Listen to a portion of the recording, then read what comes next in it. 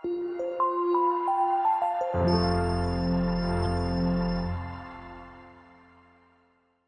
yung pagpapatuloy ng pag-aaral po natin sa ating pong tema, bearing fruit.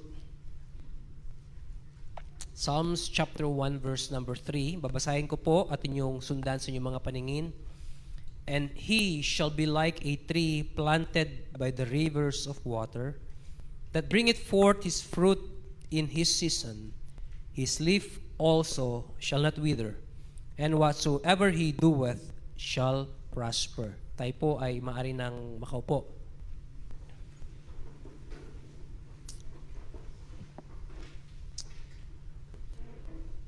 These past few days, I've been following the hearing in the Congress. Yung pong mga pinag-aaralan po nilang mga cases. Isa sa mga congresswoman dun, she is a mother, a doctor, and a psychologist. At tinatanong niya yung mga resource person nila doon. Being a psychologist, very tricky yung mga question nila. Akala mo mga normal at ordinary yung mga question lang. But this question leads you to give answer na ipinapakita mo kung ano ka talaga. Ang sabi niya sa resource person, what do you call a person na pinalaki ng magulang, naging responsible yung parents, they provide everything they need. Pinag-aral ka hanggang sa nakatapos ka, binigay lahat. Nung nakatapos ka, binigyan ka ng kapital para makapag-start ng negosyo. Tinulungan ka talaga na makatayo sa iyong sariling paa. Hanggang sa nakapag-asawa ka, nagkaroon ka ng sariling pamilya, at naging matagumpay ka sa iyong buhay. But in spite all of that, hindi ka nagpakita ng appreciation sa iyong magulang. Not a single moment na narinig nila sa iyo, salamat, or I love you ma, I love you pa. Noong nagninegosyo ka ay hindi ka nakaalalang bumisita, dumalaw, tumawag, or mag-chat sa iyong mga magulang. Hanggang sa naging lolo ka, nagkaroon ka na ng apo, hindi mo na-appreciate yung parents mo. What do you call that person? Sa atin po, ano pong tawag natin sa ganung tao na ibinigay lahat sa iyo? Naging responsible parents ka sa iyong anak. Hanggang sa tumayo siya sa kanyang sariling paa, not once nagpasalamat ka sa kanila. Anong tawag sa iyo? Walang utang na loob. Di ba? Ang mas mabigat na salita doon, walang kwentang anak. Di ba? Ngayon, habang pinapakinggan ko yung mga tanong na yon, which is, nakikita ko yung direction ng pagtatanong niya, kung anong klaseng tao yung resource person na yon. Kung credible ba, reliable, yung mga sinasabi niya. Kung ganong klaseng tao siya. Ngayon, napapaisip ako, parang ganon ang status natin sa harapan ng Panginoon. That God created us. Kung wala siya, wala tayo, di ba? At pagkatapos nung nagkasala tayo sa Diyos, He still made a way to restore us unto Him. Hindi niya tayo pinabayaan. Gumawa pa rin siya ng paraan para maibalik tayo sa Kanya. Bilang mga makasalanan, anong ginawa niya? Binayaran niya yung kasalanan natin. He died on the cross. He shed His own blood to pay for our sins. He died on the cross na dapat tayo yung ipapako doon. But He took our place. He prepared heaven for us. He opened His home for us. Hindi natin deserve ang langit. Ang deserve natin, impyerno. But God opened His home for us, undeserving sinner. And yet, all what God expects from us is to show our gratitude. by worshiping Him. Ngayon, kung hindi natin ipapahayag yung ating pasasalamat at pagsamba sa Panginoon, anong klaseng tao tayo? Pagkatapos ng lahat ng ginawa ng Diyos para sa atin, anong klaseng tao tayo? Anong tawag sa atin? Walang utang na loob, di ba?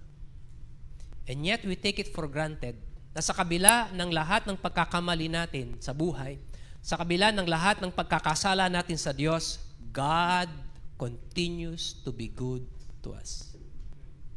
Patuloy na nagiging mabuti pa rin ang Panginoon sa atin. Ini-enjoy natin yung mga biyaya ng Panginoon kahit hindi natin hinihingi ang mga ito. God keeps on supplying His grace to us. And yet people are so stubborn to recognize the goodness of God in their life. They take it for granted na nandyan ang mga ayan, binibigay ng Panginoon sa atin ng libre, hindi mo kailangan.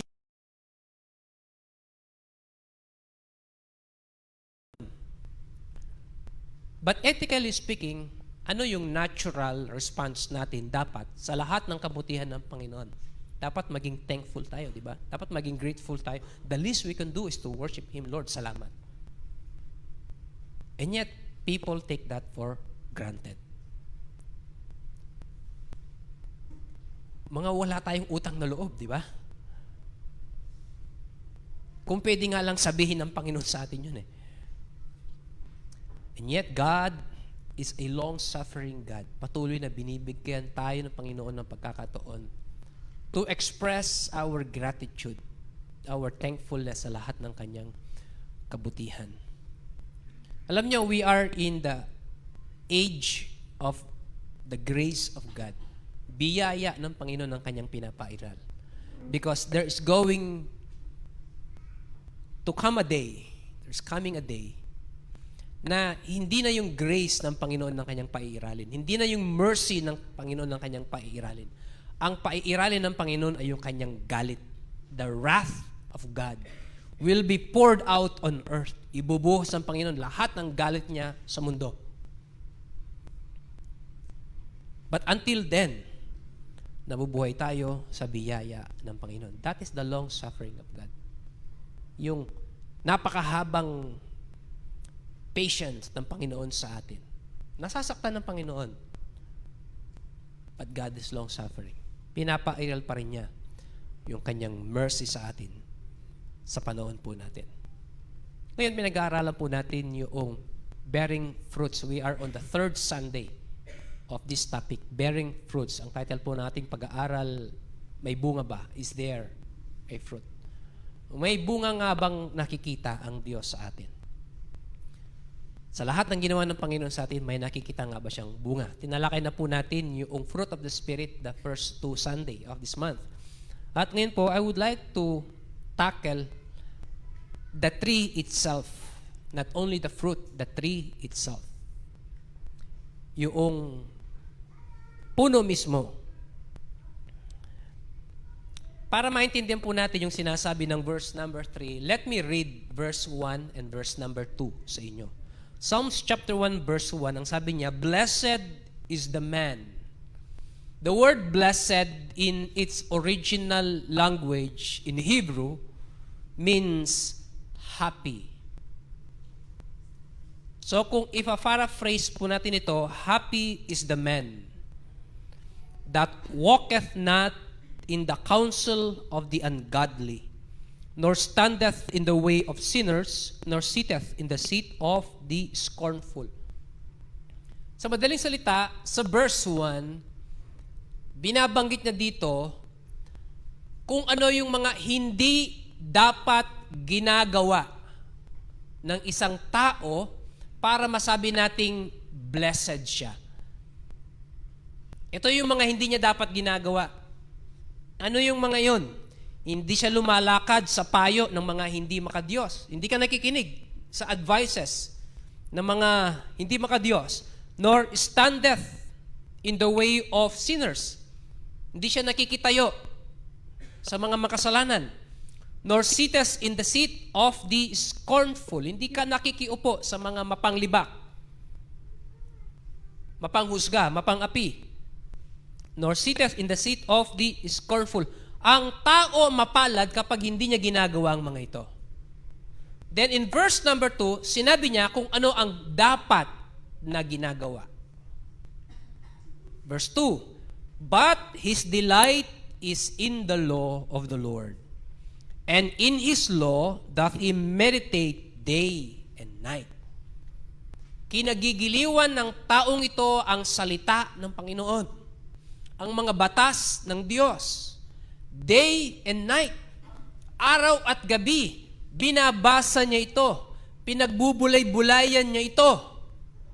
Kung ang tao, nagigiliw siya sa salita ng Panginoon, at pagkatapos ay hindi siya nakikisalamuha, nakikisama sa mga taong walang pagkakilala sa Diyos, God said, blessed is this man. Paano siyang naging blessed? Anong klaseng tao siya?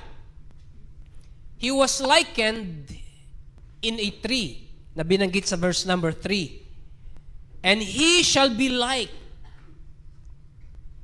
Siya'y magiging katulad ng isang puno na itinanim malapit sa ilog.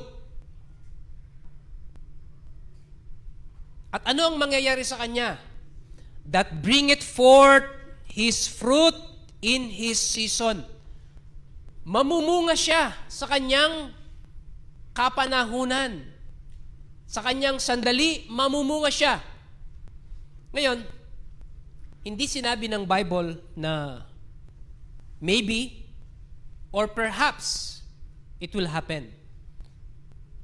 Kundi sinabi niya, he shall be like.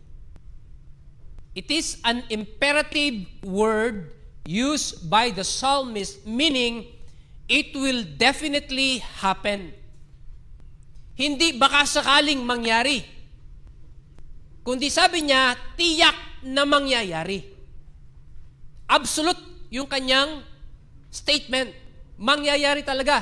Darating at darating sa buhay ng taong ito na siya'y magbibigay ng mga bunga niya sa kanyang panahon. Mamumunga siya sa kanyang panahon. Hindi lamang siya basta mamumunga, his leaf also shall not wither. Hindi malalanta, hindi malalagas yung kanyang mga dahon. Maliban po sa bunga, ang mga dahon ng isang puno ang siyang nagpapaganda, nagbibigay ganda sa puno.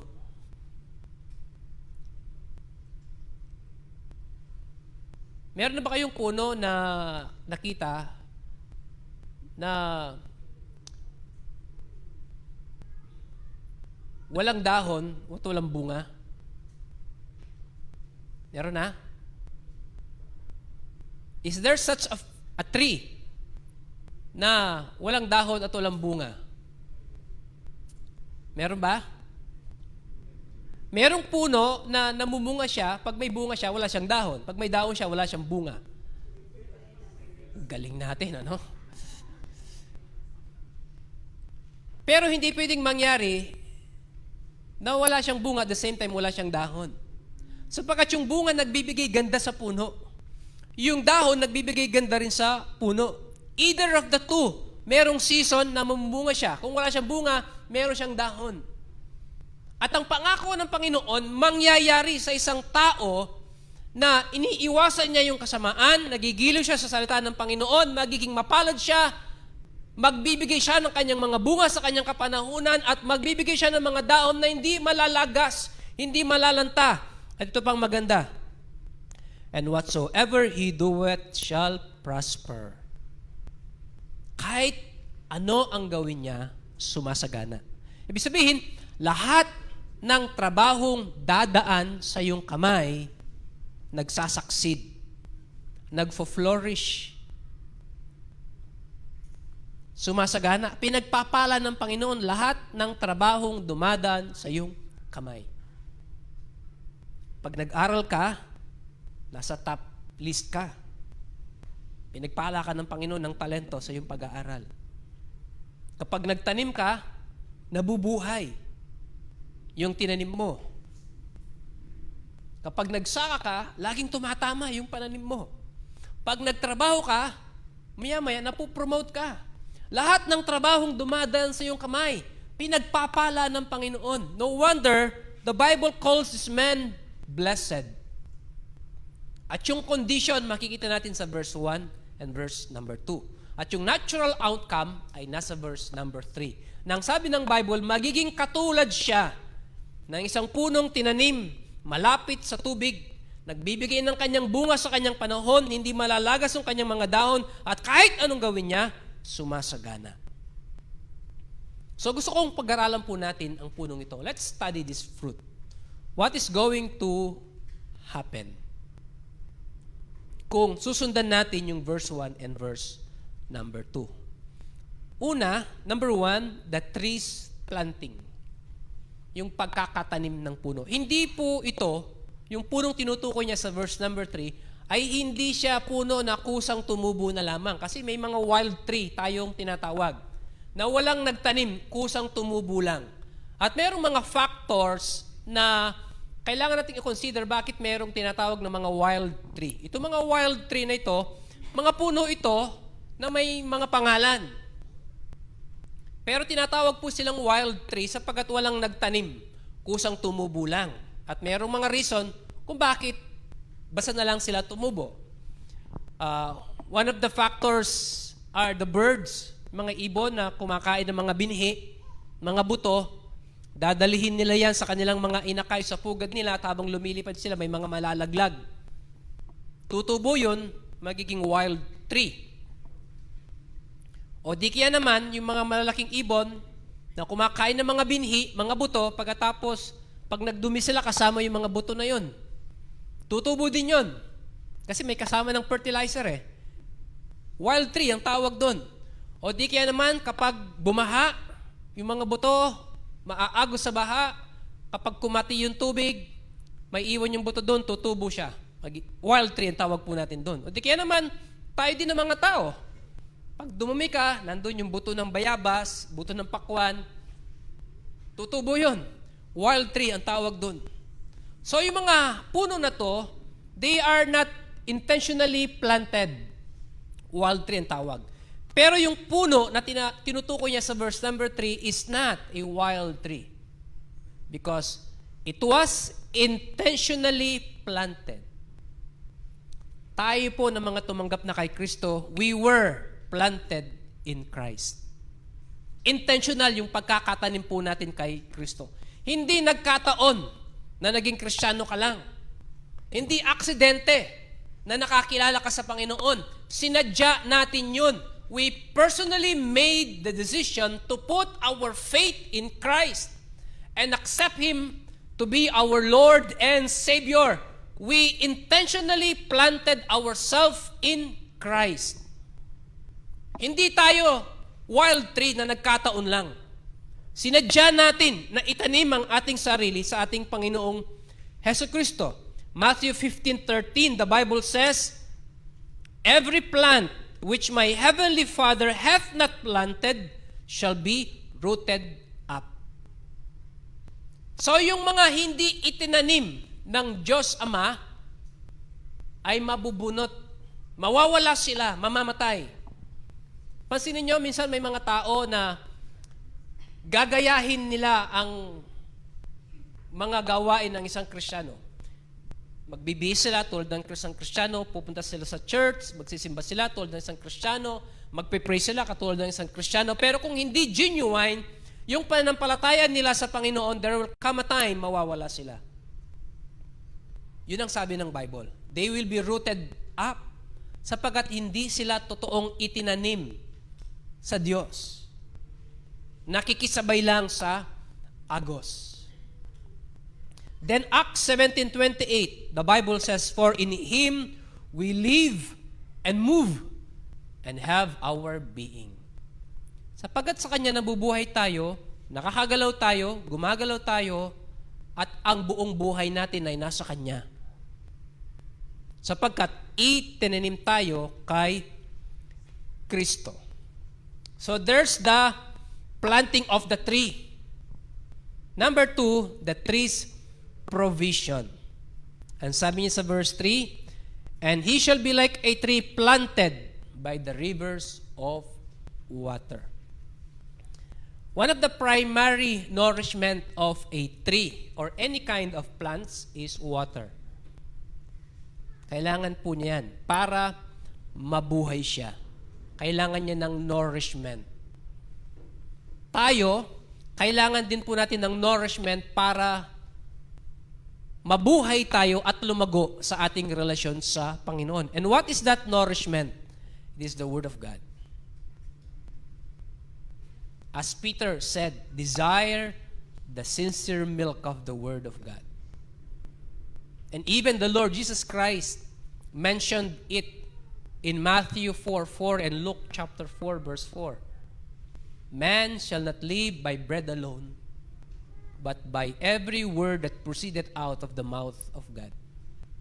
Hindi lamang tayo sa pagkain mabubuhay, kundi sa bawat salita din ng Diyos, mabubuhay tayo. Every word that proceeded out of the mouth of God.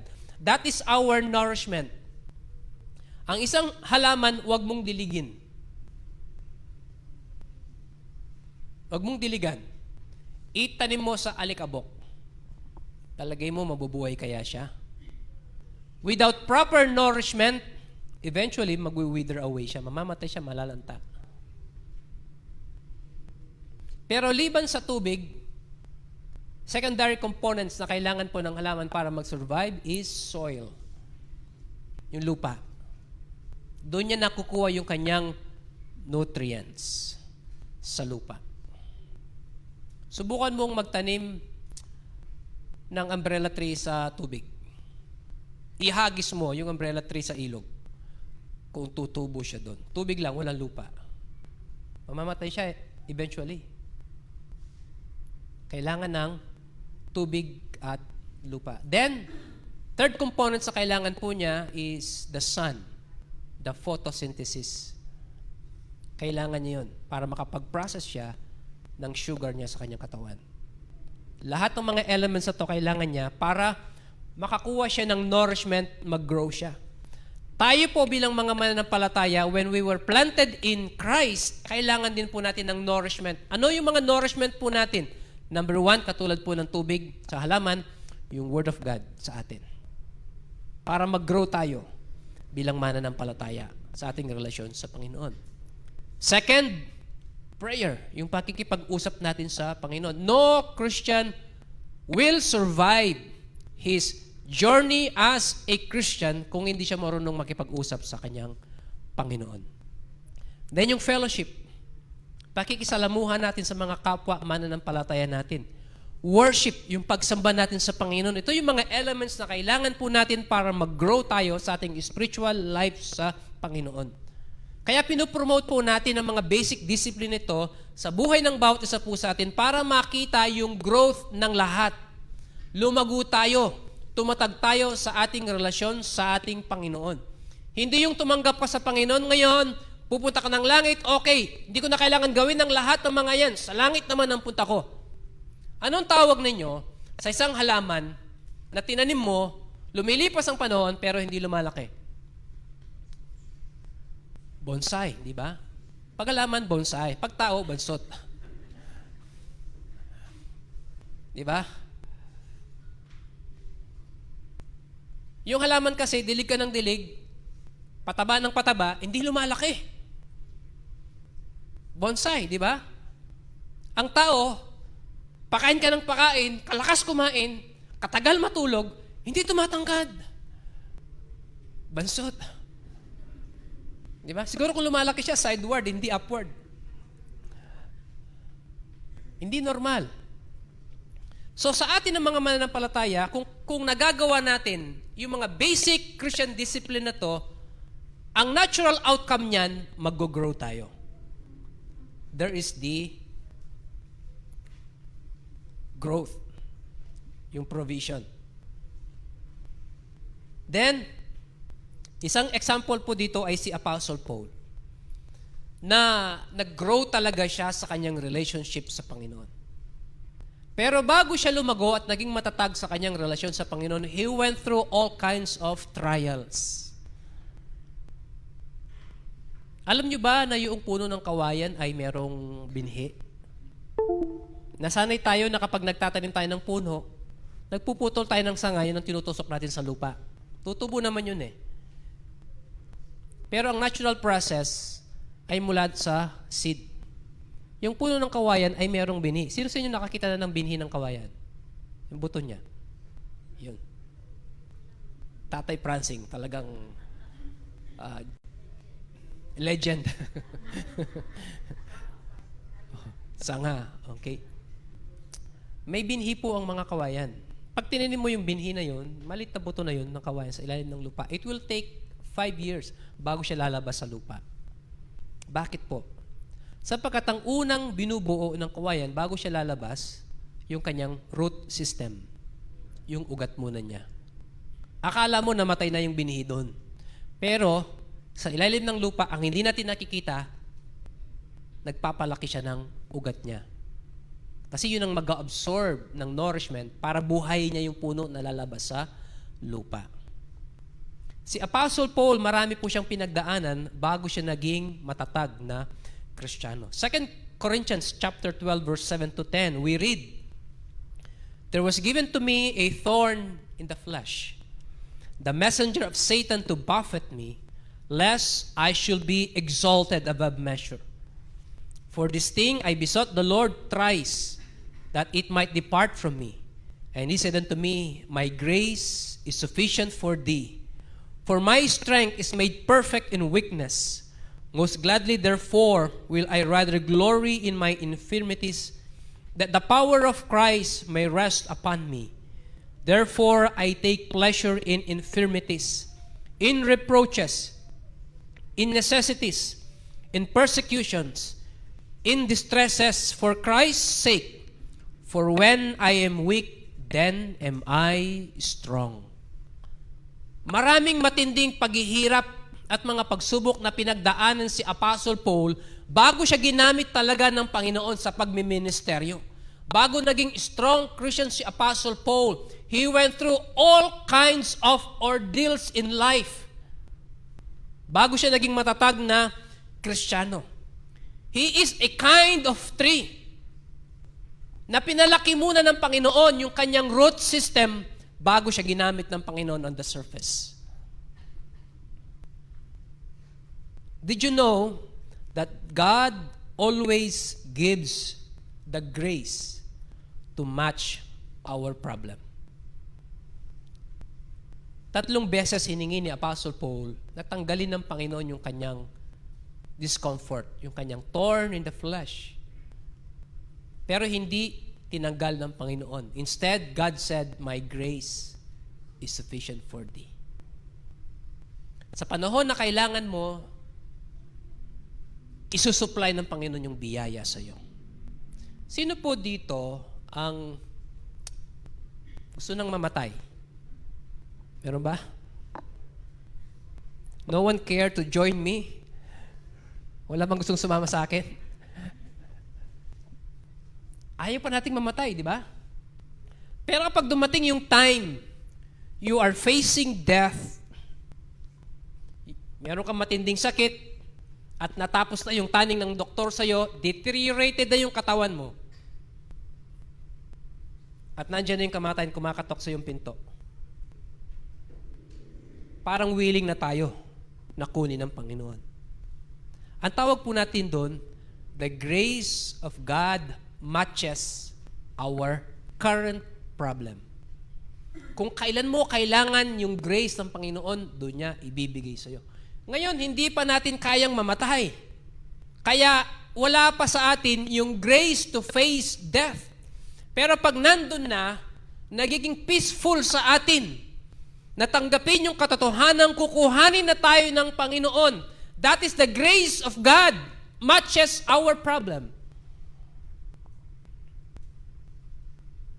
Lahat ng problemang dumarating sa buhay po natin, kinatatakutan natin, but they will come. At napagtatagumpayan natin. Nananatili tayong matatag. That is the grace of God.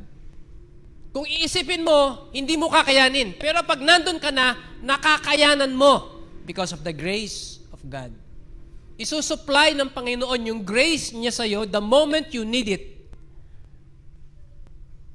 Alam nyo, siguro sa lahat ng mga doktor ang ayaw na ayaw ko yung dentist.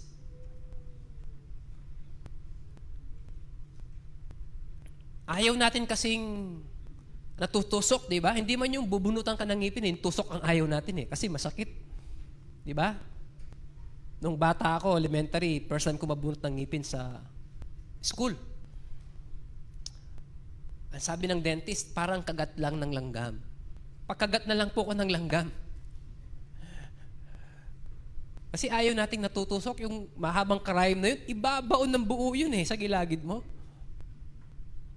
Ayaw natin ipagalaw sa mga dentist yung loob ng bibig natin, sapagkat sensitive dyan Ayaw natin, natatakot tayo pag nilabas na yung plies nila, nilabas na yung ringgilya nila, natatakot na tayo. Pero once the anesthesia was injected, ang tawag dun sa anesthesia na gamit nila, Novocaine. Tama ba yun, Doc? Novocaine. Ang ginagawa nun, pinaparalyze niya yung mga surrounding nerves. Para maging numb, wala tayong maramdaman. At kapag nag-work na yun, yung anesthesia na yun, kahit anong gawin na ng doktor sa ngipin mo, wala ka nang nararamdaman. Pinapaubaya mo na sa kanya yung paggalaw niya sa loob ng bibig mo. Bakit? Sapagkat yung anesthesia was supplied. Kapag dumating yung problema sa atin, nakakayanan natin. Why? Because the grace of God was supplied. Yung biyaya ng Panginoon darating at darating sa atin the moment na kailangan natin ito. Ngayon,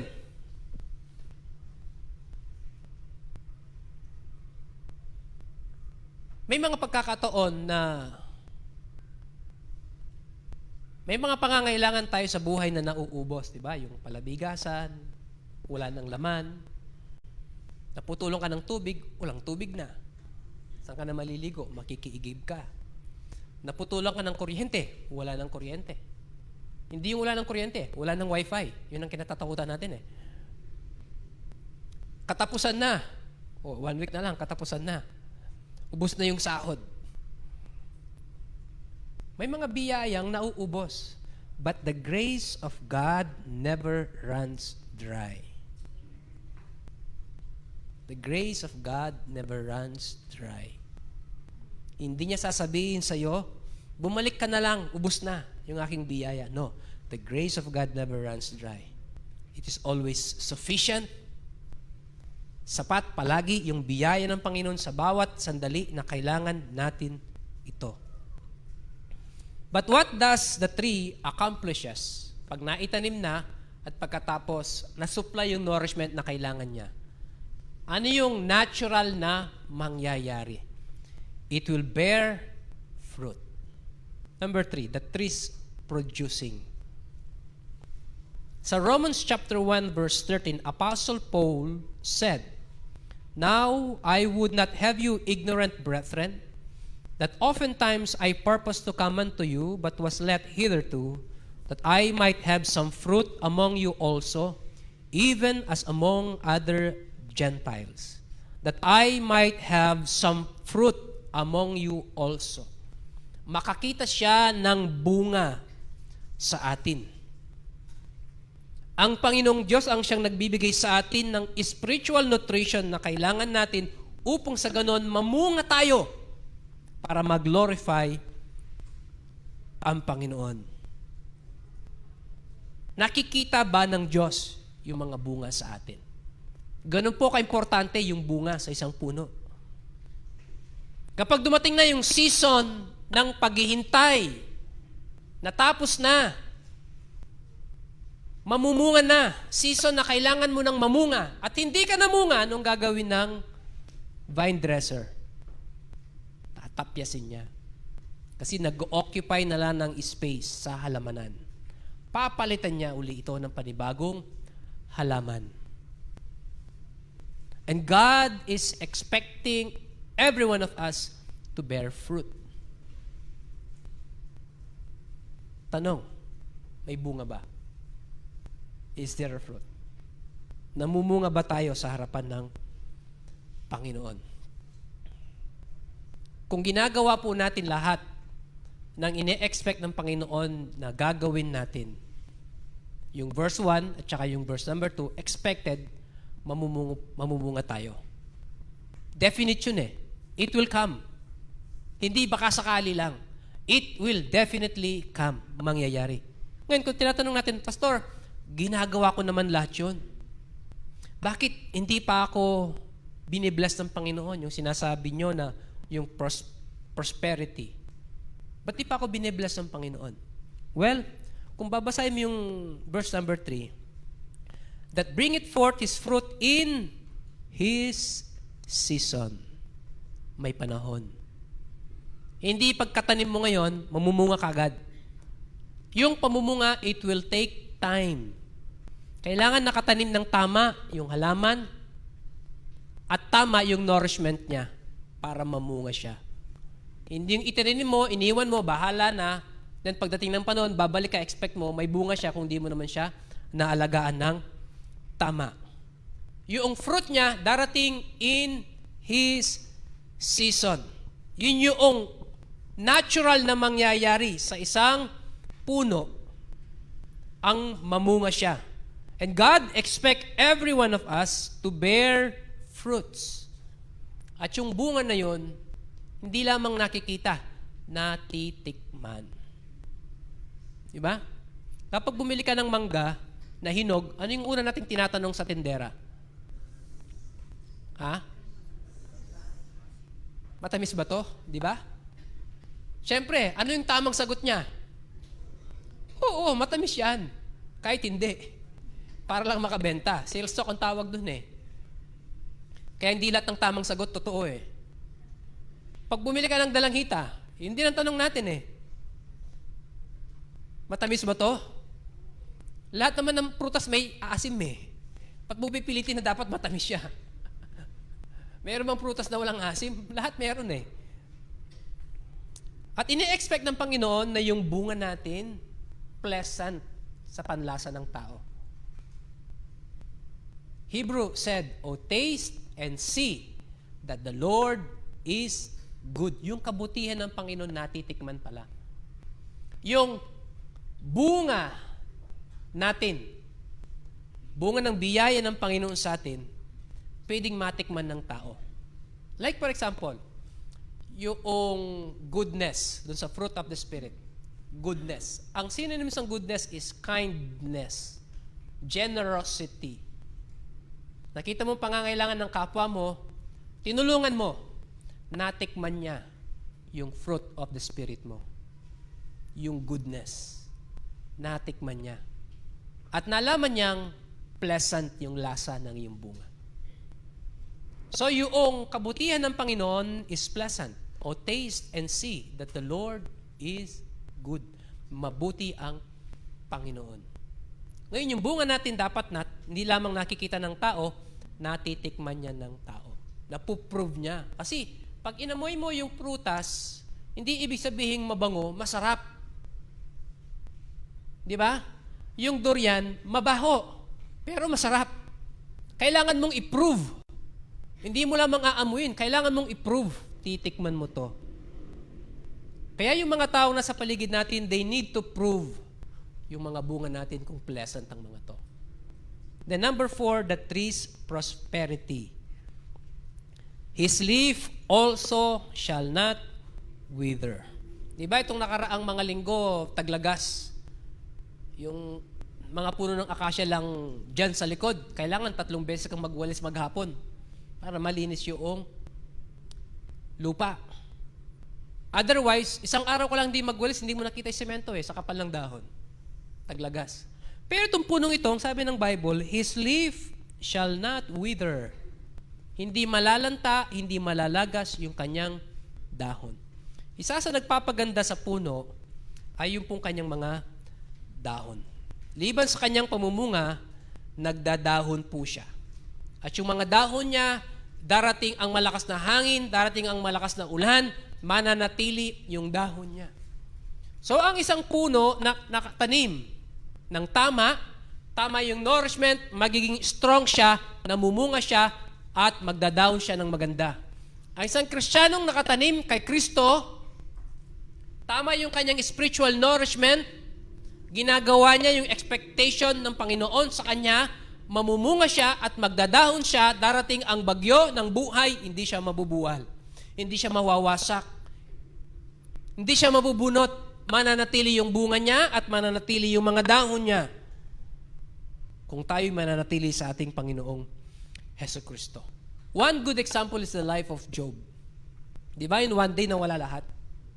Namatay lahat ng anak niya, nawala lahat ng kanyang ari-arian, nawala ang kanyang kalusugan, nagkaroon siya ng boils from head to toe.